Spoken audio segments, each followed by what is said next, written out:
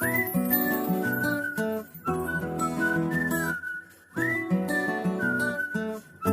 ये आसो आनंद पाइब आनंद पाइबार मुख्य कारण हूँ बाबा वैकुंठनाथ ब्रह्मचारी साधना पीठ ये सिद्धि प्राप्त होते और मालिका वर्णित पीठ ये जो मणिनाग गुंफा से मालिका कहले मणिनाग गुंफा महिमा अपार पाताल द्वारा थी 200 मुनि सिद्धि साधुंट कोटी अच्छी आश्रम। Friends welcome to our channel Jyoti blog आपको प्रिय कान्हा भाई वीडियो रे बाबा कौन गोटे मणिनाग विषय कौन कहते ये मणिनाग विषय जानापी आपको पूरा वीडियो देखा पड़ो तापर मुझे कहूँ चाहूँगी उच्चानंद महापुरुष जो 500 वर्ष तले जहाँ मालिकार उल्लेख करते बर्तमान दैनंदिन जीवन में सत्य परिणत हो सत हो पंचसखा मध्य अन्यतम अच्युत महापुरुष जो मालिकार उल्लेख कर आगत भविष्य कौन घटो और किसी स्थान विषय उल्लेख कर बहुत स्थान विषय मालिका वर्णित स्थान कलिजुग शेष स्थान किसी घटनावली घटवार सी उल्लेख कर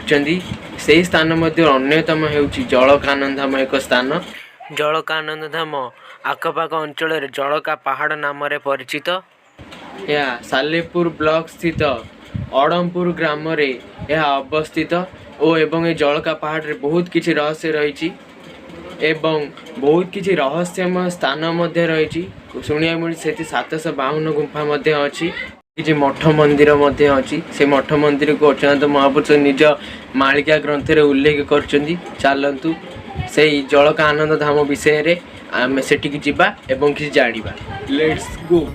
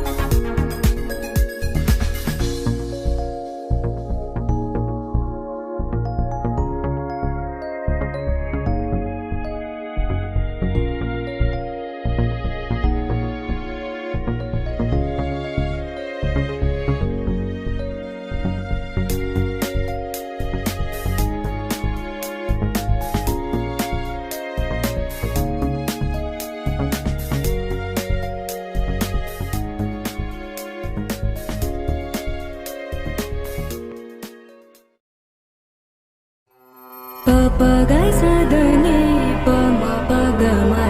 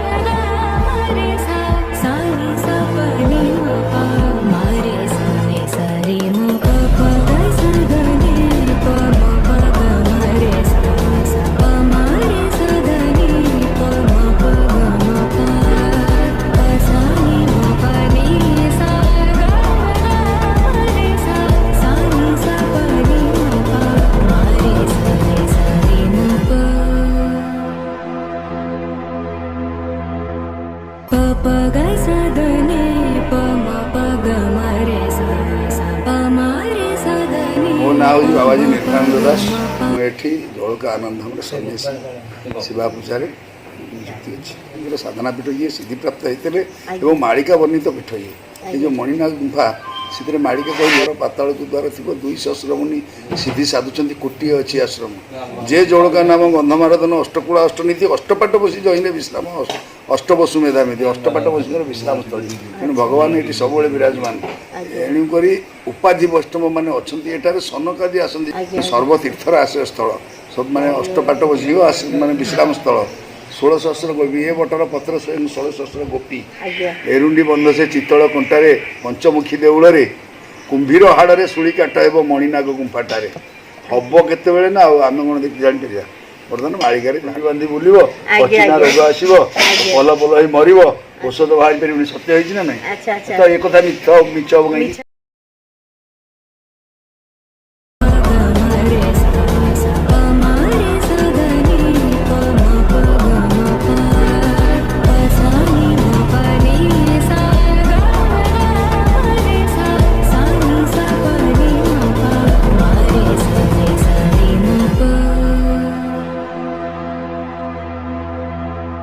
Papa ga sa ga